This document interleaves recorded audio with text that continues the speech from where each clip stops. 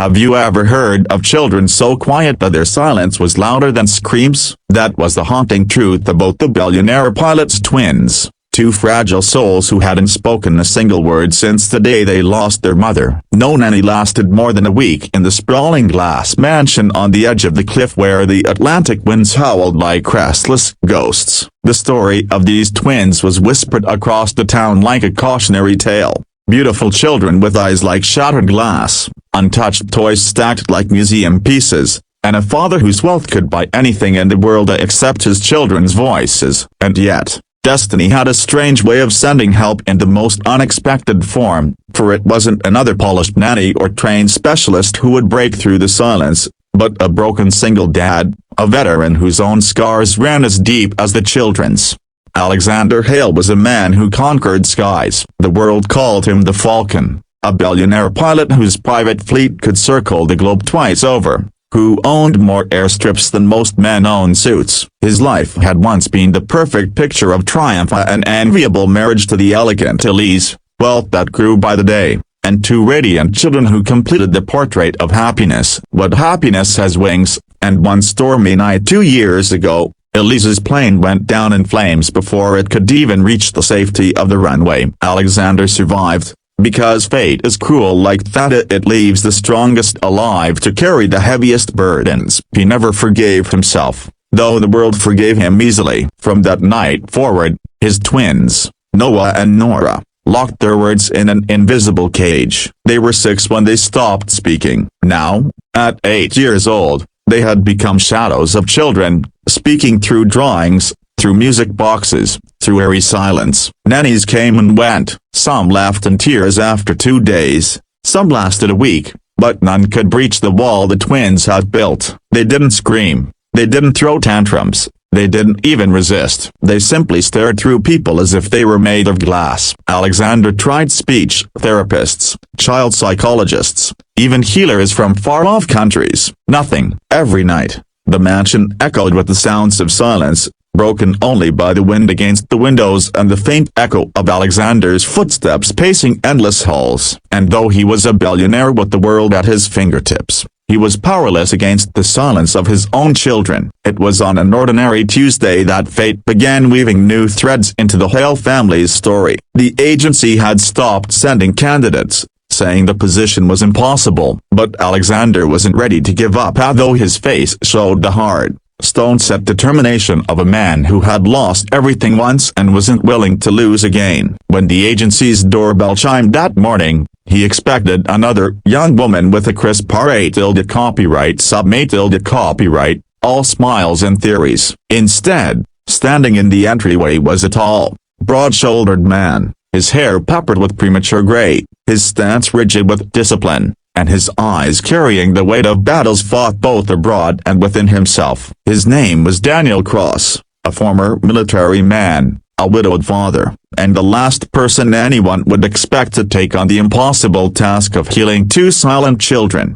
Daniel hadn't come out of desperation for a paycheck. He could have found work elsewhere. He came because he knew what it meant to lose voices, to lose laughter, to lose the one sound that kept you alive in the darkest nights. His own daughter, Ma, once refused to speak after her mother died during his last deployment. Daniel had held her through nights of tears, had coaxed her with patience instead of pressure, had sat in silence with her until she found her words again. He understood grief, not in theories, but in scars. That was why he stood in the grand marble hall that morning, facing Alexander's cold, evaluating stare. Alexander was skeptical, a male nanny, and a veteran, no less. He almost dismissed him outright, but something in Daniel's calm, steady gaze made him pause. Perhaps it was the quiet confidence of someone who had already walked through fire and come out alive. Or maybe it was a strange sense that for once, this wasn't a man trying to impress him or appease him. This was someone who wasn't afraid of silence. The twins appeared at the top of the staircase,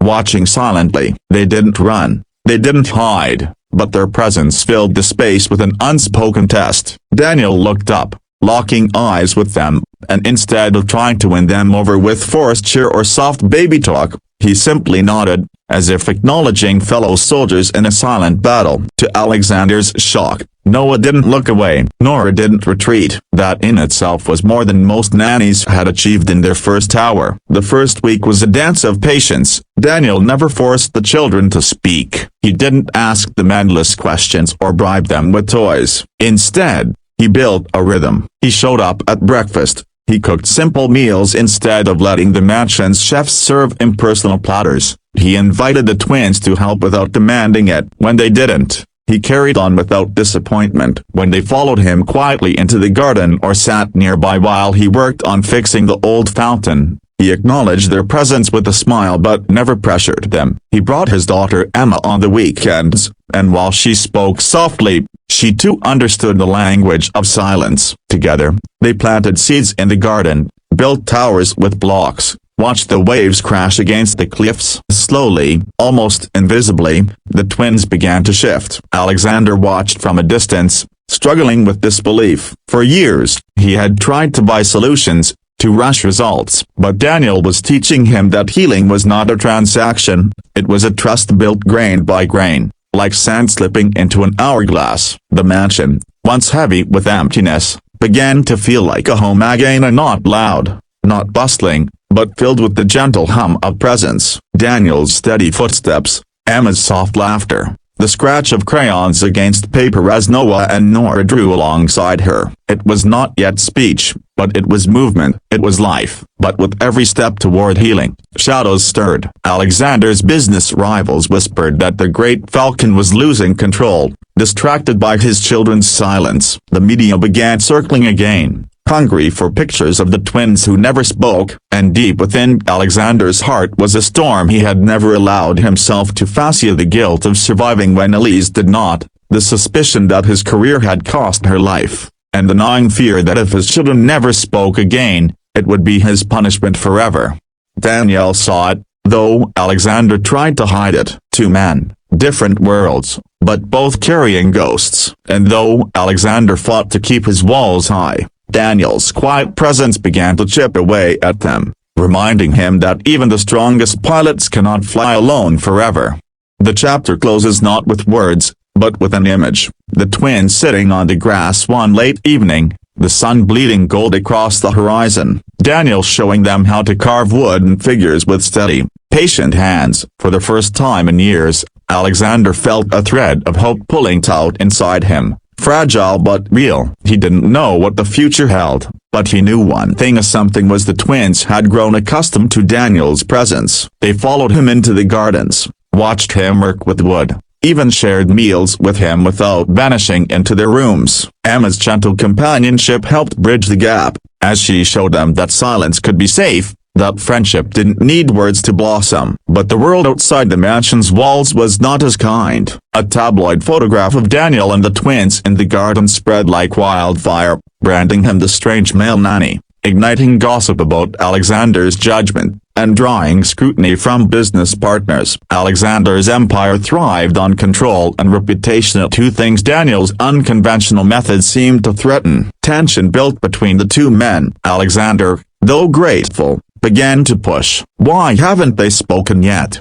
he demanded late one evening, his voice sharp with desperation. "It's been months." Daniel met his gaze calmly, answering not with defensiveness but with truth. "Because healing is not on our timetable, it's on theirs. You can't fly them out of this storm the way you pilot your jets. You have to let them walk through it." Alexander bristled at the words, for they cut into the very wound he carried: his need to control what he could not. The storm broke one night when Nora fell ill with a fever. The mansion staff rushed in panic, doctors were summoned, and Alexander paced the floor, consumed by helplessness. In the chaos, Noah clung to Daniel, silent tears streaking his face, his small fists gripping the veteran's sleeve as though Daniel were the only anchor he trusted. It was in that moment Alexander saw something shatter inside him, the realization that his children had chosen to trust another man when they could not bring themselves to lean on their own father. The guilt was unbearable. He left the room in silence,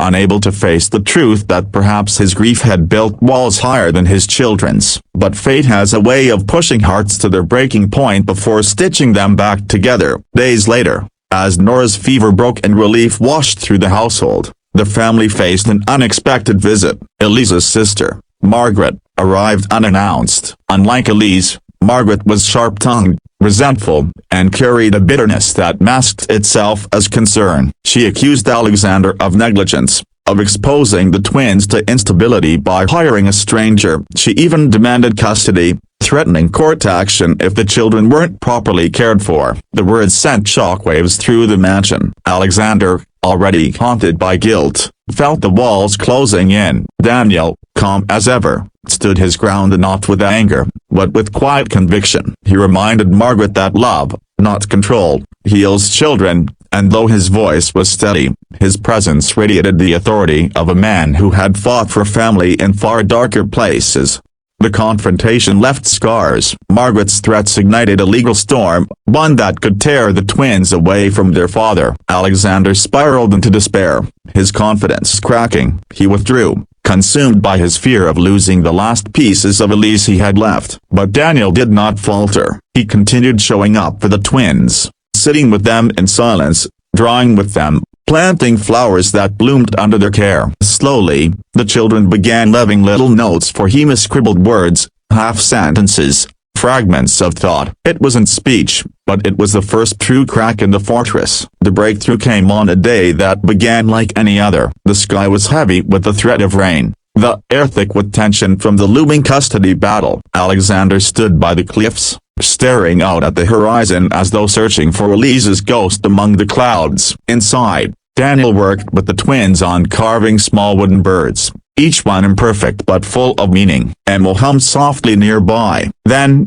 as thunder rolled in the distance, Nora dropped her bird, the fragile carving snapping in two. She froze, her eyes welling with tears, her tiny chest heaving as though the weight of years of silence was about to crush her. Daniel knelt beside her, steady, patient, waiting. And then, like a dam breaking, a single word slipped from her trembling lips. "Daddy." The room froze. Emma gasped softly, Noah's eyes widened, and Daniel felt his own heart seize in his chest. But before he could speak, Nora turned not to him, but toward the doorway where Alexander stood, frozen in shock. "Daddy," she repeated, louder this time, her voice breaking and raw, but real. Noah clutched his sister's hand, and, as though emboldened by her courage, he too found his voice. "Daddy." Two voices, cracking with disuse, echoing through the mansion like a miracle. Alexander stumbled forward, his eyes flooding with tears, his hands trembling as he dropped to his knees before them. He gathered them into his arms,